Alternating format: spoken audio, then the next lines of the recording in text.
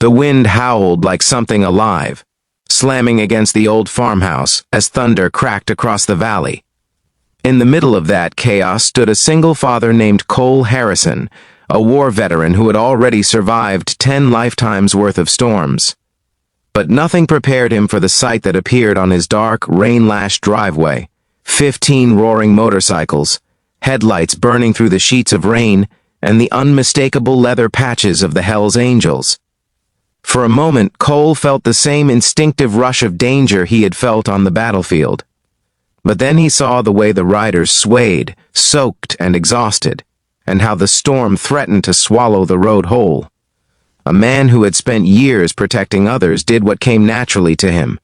He opened his door and let the entire gang inside.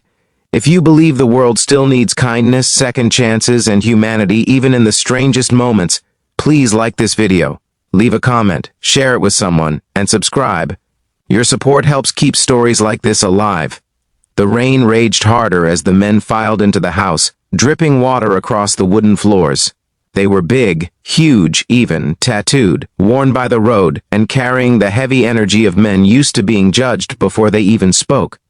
But they weren't loud. They weren't destructive. They were simply cold, tired, and fighting the elements.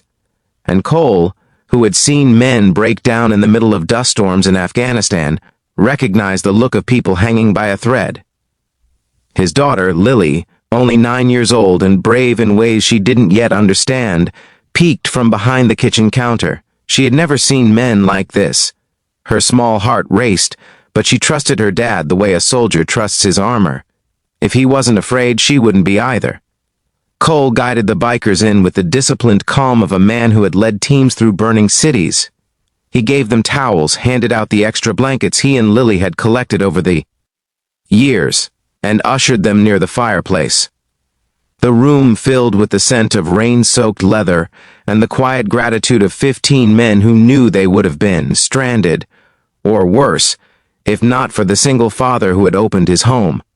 It wasn't until the first crash of lightning knocked out the power that Cole realized just how serious the storm had become. The whole valley went black. The bikers stiffened instinctively, trained by a lifetime of rough encounters to expect the worst in the dark. But Cole lit the kerosene lamps, moving with the steadiness of someone who had lived through darker nights than this. The faint golden glow softened the edges of the room, making even the most intimidating figures seem human again. Lily slowly came out of hiding and stood beside her father, watching their guests with wide, curious eyes. The leader of the group, a huge man with a long gray beard and a patch-reading Ironheart, nodded at Cole in silent respect. Cole nodded back. In that moment, two men who had lived vastly different lives recognized something familiar in each other: worn courage, quiet loyalty, and the weight of responsibilities no one else could see. As the storm battered the house from every angle, Cole brought out old rations, canned soups, whatever food he had for the weekend. Money had been tight for a long time. He worked maintenance at the local hardware store, picking up handyman jobs whenever he could. But he fed the bikers anyway. You didn't leave people stranded. Not on the road, not in war zones, not in your own hometown. The night stretched on with growling thunder and flickering lamplight. The men ate in silence at first, unsure how to exist politely in a stranger's home, but walls began to lower. A few offered thanks. One, younger than the rest, handed Lily a small carved wooden bird he said he whittled during long rides. The atmosphere shifted, not into comfort, not yet, but into something gentler, something almost safe. What Cole did not know was that across town, rumors were already spreading. Folks saw the motorcycles tearing down the valley before the storm swallowed everything in darkness. By morning, the whole town would be buzzing with assumptions, bad ones, but that would come later.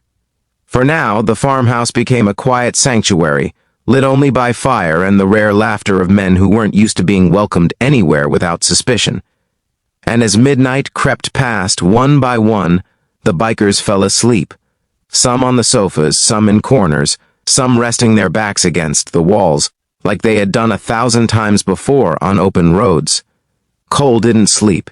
He kept watch, more out of habit than concern.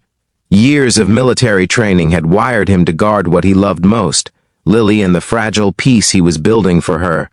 He checked the windows, listened to the storm, made sure the roof would hold. Around 3 a.m., the leader, Ironheart, sat awake beside him. They didn't talk, they didn't need to. Two men who had weathered different kinds of storms simply acknowledged each other in the quiet. By dawn, the storm ended as abruptly as it had started.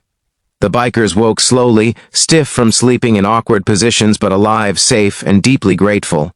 The sky outside the windows was washed clean, pale and quiet, and that was when the men began to notice something, a detail so small that only people accustomed to hardship would catch it. Cole's pantry was nearly empty. Half the blankets were patched or threadbare. The old furnace rattled like something fighting for its last breath, and the man who had saved them didn't have much to save himself. He hadn't said a word about it. Pride, discipline, and quiet resilience kept him from ever mentioning how hard things had been since his wife died 3 years earlier. He was raising Lily alone, doing everything he could to keep her life steady, while his own felt like walking a tightrope made of fraying wire. But the bikers saw it all. When they stepped outside, ready to leave, they were met with a sight that made them all pause. The entire town had gathered on the dirt road, staring with suspicion, fear, and premature judgment. People whispered about the Hell's Angels. Mothers shielded their children. A few men stood with crossed arms, ready for trouble that wasn't coming. Gossip had already twisted the story into something dark and ugly, but before anyone could speak, Ironheart stepped forward and raised a hand. His voice boomed like distant thunder. He told them about the storm, about the house that had saved their lives, about the man who had asked for nothing, not even trust, before offering shelter. But the most powerful moment came when he glanced back at Cole and said that the veteran had shown more courage, generosity, and decency in one night than most people showed in a lifetime. Then something extraordinary happened. The 15 bikers didn't leave, not right away. Instead, they parked their motorcycles, disappeared for a short while, and returned with tools, lumber, pipes, wire, insulation, and materials that no one understood how they had gathered so quickly. What followed was one of the most unbelievable days the town had ever witnessed. They fixed Cole's roof, reinforcing it far better than it had ever been. They repaired his furnace, cleaned the gutters, patched the siding, and cleared fallen branches from the property. Some dug out proper drainage trenches around the house so it would never flood again. Others repaired the old swing in the backyard for Lily, tightening bolts and repainting the faded blue seat. Ironheart himself rewired the faulty electrical system, restoring power to the house before noon.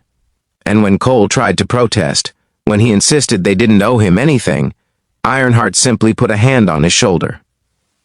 It wasn't a gesture of dominance or guilt. It was gratitude from a man who knew that debts of kindness could never be repaid, only honored. As neighbors watched the transformation unfold, something in the town began to shift. Judgment softened, curiosity replaced fear. A few people even stepped forward to help, offering food, bringing water bottles to the workers, or handing Lily small treats. For the first time in a long time, Cole felt something he had been missing since losing his wife. A sense of community, a feeling that maybe, just maybe, the world wasn't as divided or unkind as it often seemed. By the time the sun began to set, the house stood strong, refreshed, and protected in ways Cole could never have afforded. The bikers gathered on the driveway as they prepared to leave. They refused money, refused praise, refused anything that suggested this was a transaction. Before mounting their motorcycles, Ironheart gave Lily a brand new pink helmet, adjustable, safe, sturdy. She hugged him with all the trust and warmth of a child who didn't care about labels, reputations, or stereotypes. She saw the good in people because her father had shown it first. As the engines roared to life, Ironheart turned to Cole one last time. He told him that the world needed more men like him, and he promised that if Cole ever needed anything at all, the angels would come back. Maybe one day the town would fully understand that moment. Maybe they never would. But Cole didn't care about their approval or their doubts. What mattered was the lesson that had unfolded before their eyes. Sometimes the roughest-looking strangers carried the biggest hearts. As the last motorcycle disappeared down the valley road, leaving behind a heat-shimmering trail of dust, Cole felt a heaviness lift from his shoulders. Lily slipped her hand into his, her eyes bright and safe, and for the first time in years, Cole allowed himself to breathe, not out of duty or survival, but out of hope. If this story touched your heart, please like, comment, share, and subscribe. Your support helps more people discover stories of compassion, humanity, and unexpected heroes.